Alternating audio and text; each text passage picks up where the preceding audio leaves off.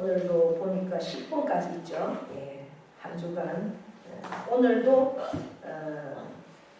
요즘 임직식, 취임식, 또 교회 설립, 여러 가지 행사들이 오늘도 세 군데나 있습니다. 한 주간도 주님 안에서 우리가 늘 주님의 그 사랑 안에서 승리하며 살아가는 저와 여러분 되기를 축복합니다. 네, 교회 소식을 보시고 함께 협력해 주시고 기도해 주시면 고맙겠습니다. 성경 말씀 전도서 12장 9절로 14절을 봅니다. 구약 성경 959페이지입니다.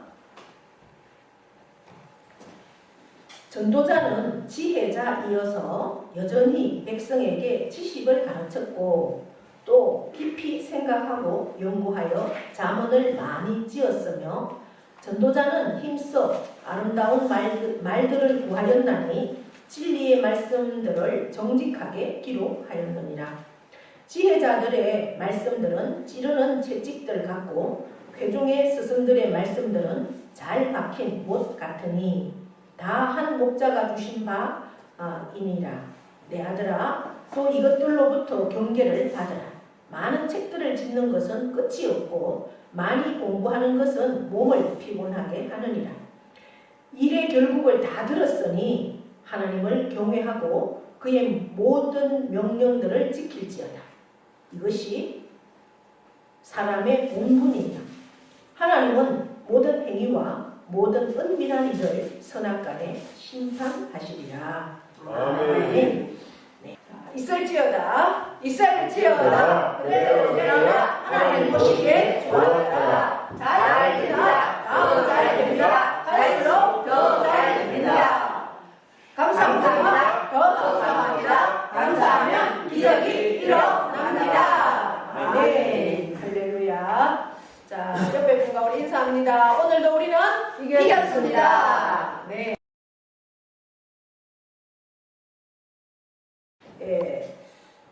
오늘 우리가 읽은 말씀은 전도서입니다. 전도서가 12장으로 되어 있는데요. 전도서는 누가 기록했을까? 1장 1절에 보니까 다윗의 아들 예루살렘 왕 전도자의 말씀이라 이렇게 되어 있습니다. 그러니까 전도서를 누가 기록을 했나? 다윗의 아들이라고 그랬어요. 그리고 예루살렘의 왕이라 그랬습니다. 누구일까요? 솔로몬. 네, 솔로몬입니다. 다윗의 아들 예루살렘 왕 솔로몬의 전도자의 말씀이다. 이 전도자라는 이 말은 원어로는 설교자 이런 뜻입니다. 그러니까 다윗의 아들 예루살렘 왕 솔로몬의 설교다. 설교를 선포한, 말씀을 선포하는 설교이다라는 거예요. 이 전도서가. 이 말씀을 기록한 솔로몬이 어떤 사람입니까? 여러분들이 아시는 대로 잘 아시죠? 솔로몬에 대해서는. 솔로몬 하면 세상 사람들도 다 압니다. 그죠? 예, 지혜의 왕이다. 그래서 그 지혜를 배우기 위해서 많은 나라들이 에서 찾아왔고, 그리고 가장 그 시대에 그 주위에서 가장 강대했던 나라였습니다. 그래서 많은 나라들이 어떻게 해서든 이 솔로몬과 국교를 맺기 위해서 자기 나라의 공주를 다 갖다 바쳤죠. 그래서 무려 왕비가 700명이나 되고요. 후궁이 300명이었습니다. 그러니까 1000명의 부인을 거느리고 있었던, 그리고 궁전을 왕궁을 지을 때는 7년이었, 성전을 지을 때는 7년이었지만 자기의 자기가 살고 있는 집을 지을 때는 13년에 걸려서 집을 지었습니다.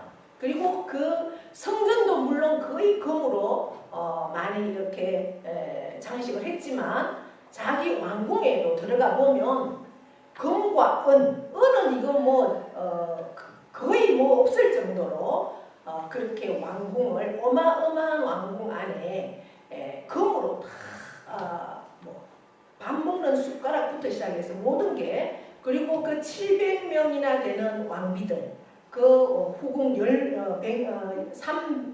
300명이나 되는 그 후궁들 1000명의 부인들을 다 자기들의 처소가 다 있지 않겠습니까?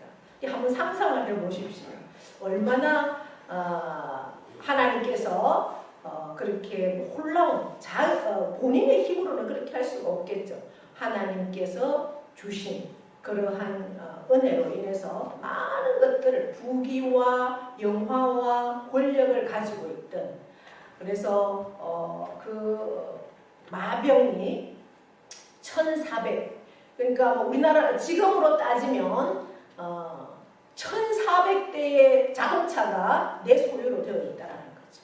거기에는 뭐 갖가지의 자동차가 있겠죠. 우리나라 국산만이 아니라 세계에서 좋다는 차들은 다 가지고 있는, 상상만 해도 어마어마한 그러한 능력의 소유자가 솔로몬입니다. 솔로몬이 왕궁을 짓고 성전을 지을 때 두로와 시돈에 있던 그러한 히람 왕은 그 레바논의 백향목이 세계적으로 유명한 그러한 나무들을 다 물자를 데워주기도 하고, 그것은 그만큼 솔로몬의 위상이 있었기 때문에 또 주위에서는 조공들을 바치고 어쨌든 솔로몬에게 엎드렸던 그러한 사람이었어요. 그러면서 40년을 왕으로 있었습니다. 그런데 솔로몬이 젊었을 때는 아갓을 기록을 했어요. 그리고 어느 정도 중년이 되었을 때는 잠언을 기록을 했습니다. 이 전도서는 언제 기록을 했을까? 이제 40년의 그 왕의 모든 정치를 다 내려놓은 그러한 시점에 이 전도서를 기록을 했습니다. 그러니까 인생의 말년이겠죠. 그래서 많은 것들 누렸던 그 솔로몬이 이제 인생의 황혼기, 말년에 들어서 자기의 인생을 돌아보니까 가장 먼저 고백하는 게 어떤 말이었는가 한번 보십시오. 1장 2절에 보니까 전도자가 이르되 뭐라고 합니까? 헛되고 헛되며 헛되고 헛되니 모든 것이 헛되도다. 이렇게 고백하는 겁니다. 왜 그렇게 솔로몬은 세상 모든 사람들이 다 부러워하는, 어쨌든 저 사람하고 한 번만이라도 뭔가 이렇게 다른 나라에서는 업조를 보서 어쨌든 저 사람의 말 한마디라도 섞어보는 게 소원인 왕들이 너무나 많았던 그러한 사람인데, 인생의 말년에 와서 자기의 삶을 돌아보니까 모든 것이 헛되다라고. 오늘 이 전도서가 12장밖에 되지 않는 짧은 성경책이지만 이 안에는 37번의 헛되다라는 말이 있습니다. 해 아래에서 수고하는 모든 수고가 사람에게 무엇이 유익한가 이렇게 말을 합니다. 해 아래에서. 그러니까 이 세상이라는 얘기죠. 해 아래가 있으면 해 위도 있다는 거 아니겠습니까? 세상에서 수고하는 모든 수고가 무엇이 유익하겠느냐 이렇게 하면서 이 1장에서는 그렇게 헛된데 결국 인생의 모든 결론이, 내가 생각할 때는 내가 이렇게 모든 것을 다 누려봤지만 내가 이 인생의 말년에 와서 돌아보니까 이것이다 라고 오늘 결론을, 우리 사람의 본분의 결론을 우리에게 들려주는 말씀이 전도서 12장의 말씀이고 특별히 12장 13절의 말씀입니다. 네. 그래서 12장은 이렇게 시작을 합니다. 너는 청년의 때에 너의 창조주를 기억하라. 곧 공고한 날이 이르기 전에 나는 아무 낙이 없다고 할 해들이 가깝기 전에 무엇을 기억하라고요? 창조주를 기억하라는 거예요. 젊었을 때 늙어가지고 아무 낙이 없다는 거예요. 여러분 나이 들면 어떻습니까? 아무 낙이 없죠. 왜 그렇겠어요? 마음은 청춘이지만 몸이 따라줘야죠. 그러니 아무 낙이 없는 거예요. 내 마음대로 할 수 있는 게 아무것도 없으니. 예. 그나마라도 뭐 유모차를 몰고서라도 교회까지 올 수 있는 것은 그나마라도 감사하죠. 그런데 그것도 힘들어서 교회 못 간다고 집 앞에다가 차를 갖다가 돼서 모시고 나와도 그래도 못 간다고 힘들어서. 예. 앉아 있을 수가 없어서 못 간다고. 그러면 살아있는 게 그게 살아있는 거겠습니까? 아무 낙이 없죠. 내 힘, 내 발로 움직일 수 없는 그러한 상황까지 있을 때 살아있으나 그건 죽은 거랑 마찬가지지 않습니까? 그러니까 아무 낙이 없다라고 그렇게 고백합니다. 그러니 그때가 이르기 전에 무엇을 기억하라고요? 창조주 하나님을 기억하고 그 하나님 앞에 서 있으라는 거예요. 젊을 때. 이왕이면 젊을 때 하나님 앞에 서 있으라 이거예요. 늙어서 아무 힘이 없을 때 그때 물론 그것도 하나님은 부끄러운 구원이지만 마지막 구원도 하나님은 원하시죠. 한 영혼도 지옥 가기를 원하지 않는 아버지 하나님의 마음은 있습니다. 그러나 우리가 젊을 때 이왕이면 좋은 나이가 젊을 때 하나님을 알고 하나님 앞에 바른 삶을 살아라. 그것이 복이다. 내가 여기까지 와서 살아보니 너희들이 할 수 있는 말은 이거다 라는 거예요. 아멘이시죠? 네, 아멘이에요. 요즘은 세월이 좋아서 그나마라도 요양원이라는 데가 있고, 예, 그래서 살아있으나 살아있다고 말할 수 없는 그 요양원 생활에서 생명만 연명하는 거 아닙니까? 그냥 먹고 싸고 자고 그거 이상 뭐 할 수 있는 게 뭐 있겠습니까? 예. 그때가 이르기 전에 그나마라도 거기에서도 하나님을 잊어버리지 않고 예수님을 잊지 않고 끝까지 예수님 붙들고 예수님 품에 안기면 그것도 감사한데 그렇지 못한 그러한 상황들이 얼마나 많겠습니까? 그 요양원이 예배드리는 곳도 아닐 것이고, 예. 그래서 내가 알고 있던 하나님마저도 잊어버릴까봐 저는 늘 그게 걱정이 되는 거예요. 요양원에 가 계시는 분들. 끝까지 그분들이 정말 그 하나님을 잊어버리지 않고 끝까지 붙들기를 그렇게 여러분과 저도 기도해야 돼요. 할 수 있으면 우리가 요양원 가지 않고 하나님 품에 안기는 것이 가장 복이다. 늘 기도하십시오. 하나님, 나 이왕이면 교회 예배드리다가 데려가세요. 네, 이런 기도도 필요합니다. 할렐루야. 네, 그래서 2절에는 뭐라고 합니까? 해와 빛과 달과 별들이 어둡기 전에 비 뒤에 구름이 다시 일어나기 전에 그리하라. 이렇게 하는 거예요. 그게 뭡니까? 해와 달과 빛과 우리가 뭐 해가 있어도 빛이 있어도 달이 있어도 이러한 것들이 다 있지만은 그것들을 제대로 그 안에서 우리의 삶이 정말 강건하게 살 수 없는 그러한 상황이 이르기 전에라는 거죠. 그죠? 이르기 전에 어떻게 해야 되는가? 그런 날에는 집을 지키는 자들이 떨고 힘 있는 자들이 구부러지고 맷돌질하는 자들이 적고 적음으로 그칠 것이고 창들로 내다보는 자가 어두워질 것이다. 이렇게 말하고 있습니다. 내가 살아도 사는 게 아니라는 거죠. 우리가 늙으면 해가 있어도 시력이 없고 침침하고, 그러니까 우리가 물이 침침하면 내 얼굴에 뭐가 묻어 있는지도 모르고 그렇게 사는 거예요. 아까 얘기 들어보니까 회관에 가면 불을 제대로 안 켜서 어둡다는데 불을 켜나 안 켜나 똑같아요. 눈이 침침하니까 뭐가 보이는지 안 보이는지.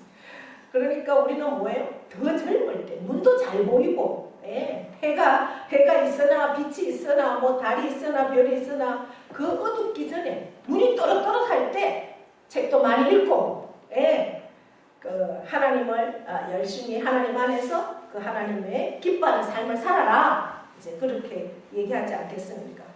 우리가 세월을 어떻게 잡겠습니까? 제가 이제 엊그제 제가 부교육자로 있던 김천 지자교회에 그 벌써 20년 전이네.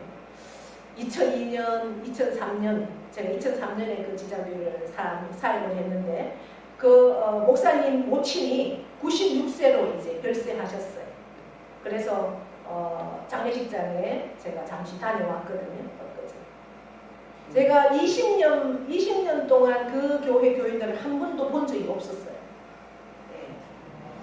그분들도 뭐 그랬을 거고, 물론 뭐 가끔 어떤 분들은 볼 수 있는 시간들도 있었겠지만 거의 못 봤죠.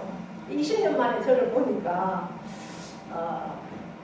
시골 사람이 다 됐다는 얘기를 하더라고요. 네. 세월이 20년인데 뭐 그때 하나 지금이랑 똑같겠습니까? 그죠? 네. 그래요. 우리가 세월은 요새는 뭐 의수를 빌려가지고 나이가 들어서 뭐 주름살 하나도 없는 사람들도 있어요. 이렇게. 그러나 세월은 세월에 우리가 순응할 수밖에 없죠. 주름살도 질 수 있고 아름다움이 다 소멸되는 거예요. 그러기 전에 우리 하나님 앞에 열심으로 일을 해야 된다는 거예요. 우리가 발에 힘이 있을 때 복음도 전해야 되고 봉사도 해야 되고 그렇다는 겁니다. 이제 그때에는 3절에 보니까 집을 지키는 자가 뜰 것이고 뭐예요? 우리 몸을 얘기하는 거예요. 우리 몸이 손과 발에 다 힘도 없어지고, 그죠? 떨리고, 뭐 손에 발에 힘이 없어서 손이 덜덜 떨리고, 그렇다는 거예요. 한번 우리가 앉았다 일어나려면 얼마나 아이고 아이고 소리가 납니까, 그죠? 그러면서 힘 있는 자들이 구부러진다는 거예요. 뭐 허리가 구부러질 수밖에 없잖아요. 젊을 때야 허리가 뻣뻣해서 운동도 잘할 수 있지만, 우리 지난달에는 우리 교회 목사 장로 체육대회를 했어요. 나이가 드는 분들은 마음은 번하지만 한번 뛰고 나니까 또 줄다리기 한번 하고 나니까 줄다리기 그거 정말 서로 막 욕을 쓰잖아요. 그러니까 몸살이 났다고 난리더라고요. 줄 한번 당기고 나. 그러니까 이게 젊으면은 우리가 이길 수가 없어요. 그래서 힘이 없어서 구부러진다.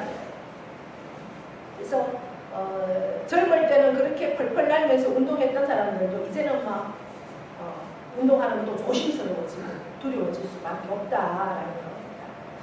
그러면서 맷돌질하는 자들이 적음으로 그친다고 했어요.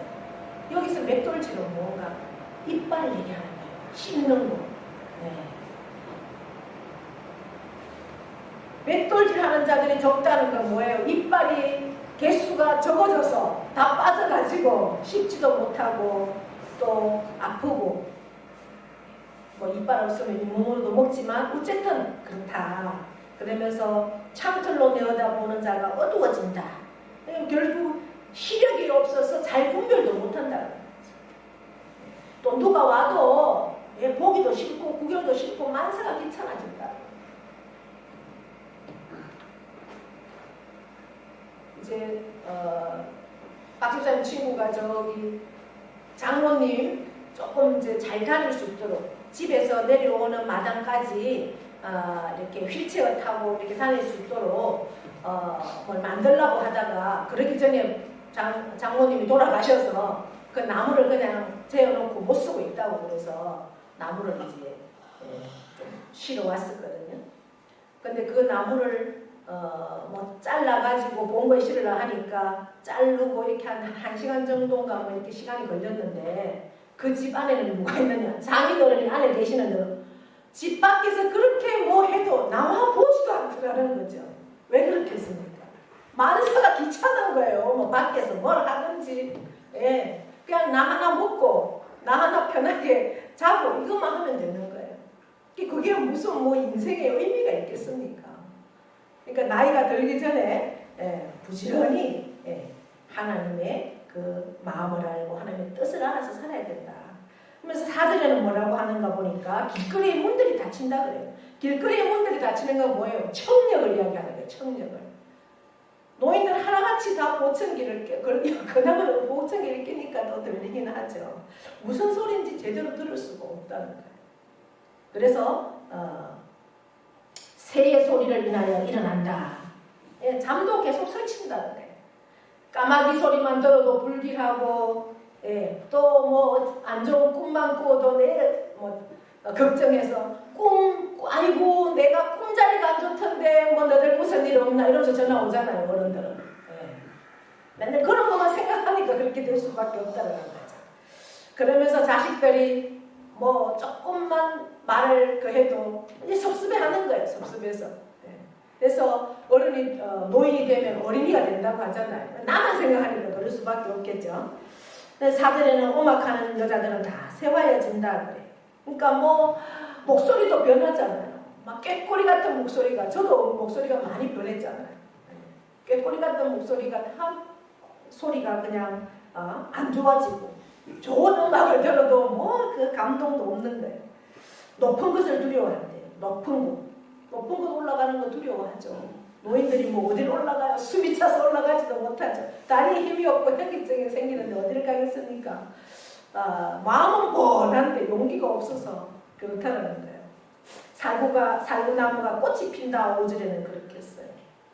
머리카락은 휘어져서 살구꽃처럼, 그것도 예쁘게 표현해놨네요. 살구꽃처럼. 그래 백발이 성성하게 된다.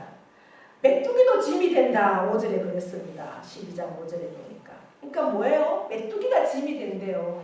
메뚜기가 얼마나 가벼워요. 근데 그것도 무겁게 느껴진다는 거예요. 내 삶에.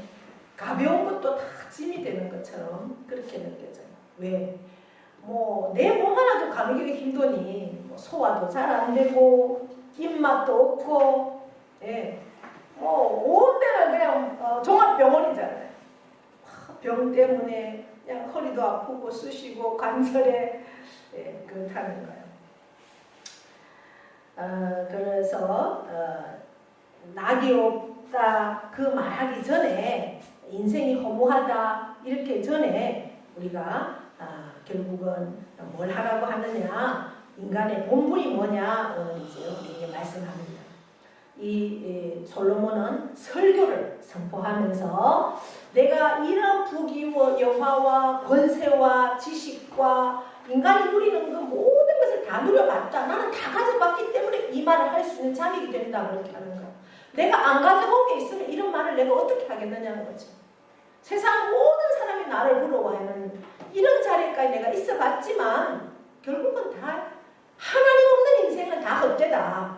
그러니 결국 하나님을 알고, 하나님을 안다는 것은 뭐예요? 예수, 그 하나님이 보내신, 하나님이 인간을 몸을 입고 오신 예수 그리스도를 내가 믿고 그 예수님을 나의 구주로 영접한 그 삶을 살 때 우리는 이 땅이 끝이 아니라 천국이 있다는 그 소망, 그 소망을 가지고 인생에 가장 두려워하는 게 뭘까요? 죽음이잖아요. 죽음 앞에 섰을 때 그 죽음이 두렵지 않은 인생은 바로 하나님을 아는 인생이고 예수 그리스도를 영접한 인생이다라고 말하는 겁니다. 죽음도 두렵지 않은 인생, 그 인생을 우리가 살아야 한다. 그래서 13절 한번 읽어볼까요? 13절 결론입니다. 결론. 13절 일의 결국을 다 들었으니 하나님을 경외하고 그의 명령들을 지킬지어다. 이것이 모든 사람의 본분이라. 아멘. 예. 솔로몬이 자기의 모든 것을 다 가져봤지만 그것은 다 헛되다. 헛되다는 말이 뭐냐? 헛되다라는 것은요, 해셀이란 말이에요. 원어로. 해셀은 뭔가, 우리가 아침에 일어나서 추운 겨울날 아침에 일어나면 추운 곳에서 자고 일어나면 입에서 입김 나오죠. 입김이 싹 사라지는 그런 게 허무하다, 헛되다. 그래서 우리 성경에는 뭐라고 기록합니까? 너희 인생은 잠시 있다가 사라지는 뭐라고요? 안개와 같다. 그게 해설이에요. 그게 그게 헛되다라는 거예요. 안개가 자욱해서 정말 오늘 어떻게 하지? 예, 이 길을 어떻게 뚫고 가지? 그런데 해가 나면 안개는 그냥 언제 껴있으냐는지 깨끗하게 없어지잖아요. 그게 헛되다라는 거예요. 영원할 것 같으지? 그렇지 않다. 잠시 있다가 사라지는 안개와 같고 들의 풀과 같다. 너희 인생이 그렇다. 들의 풀은 그래도 한때 아주 찬란하고 요란하게 꽃이 피는 것 같아도 설이 한 번 오면 어떻습니까? 다 망가져버리고 말잖아요. 그 말을 하고 있는 겁니다. 그래서 하나님을 경외하는 것, 그리고 그 명령들을 잘 지키는 것, 그것이 우리 모든 인생의 본분이다. 인생이 허무하고 그 허무함을 잘 극복할 수 있는 것은 하나님을 경외하는 거다. 그렇게 말하면서 우리의 인생은 끝이 아니라 저 천국이 준비되어 있다. 우리가 아무리 두려운 죽음 앞에 서 있다 할지라도 우리 그리스도인은 그 죽음이 두려움이 아니라 정말 주님 앞에 서는 그러한 은총이다라는 것을 우리가 기억할 수 있다는 거죠. 그러니까 죽음이 왜 두렵겠어요? 심판이 있기 때문에 두려운 거예요. 그러나 우리는 그 심판 앞에 부활의 생명으로 우리가 나올 수 있기 때문에 우리 그리스도인은 죽음이 두려움이 아니고 심판이 아니고 축제라는 거예요. 그래서 이화여자대학교 총장 김옥길 박사는 자기가 그는 결혼도 하지 않았어요. 결혼도 하지 않고 여성으로 자기의 삶을 다 정말 나는 예수님과 결혼했다 이러면서 자기의 생을 다 학생들을 위해서 바치고 또 그 동생 김동길 박사도 혼자 살면서 그렇게 했는데 그분이 죽을 때 자기 제자들에게 그렇게 했어요. 내가 죽으면 너희 울지 말아라. 정말 환송곡으로 나는 그 얼마나 천국에 이제 입성하는데 왜 너희가 우느냐. 이건 이별이 아니라 새로운 만남이다. 축제다. 이런 얘기를 한 것을 제가 기억을 합니다. 그러니까 우리 그리스도인은 예수님을 우리가 구주로 믿고 영접한 우리는 심판의 날이 아니라 죽음이 축제의 날이고 어린 양과의 혼인잔치라는 거예요. 할렐루야. 예. 그래서 우리가 현재 살고 있지만 우리는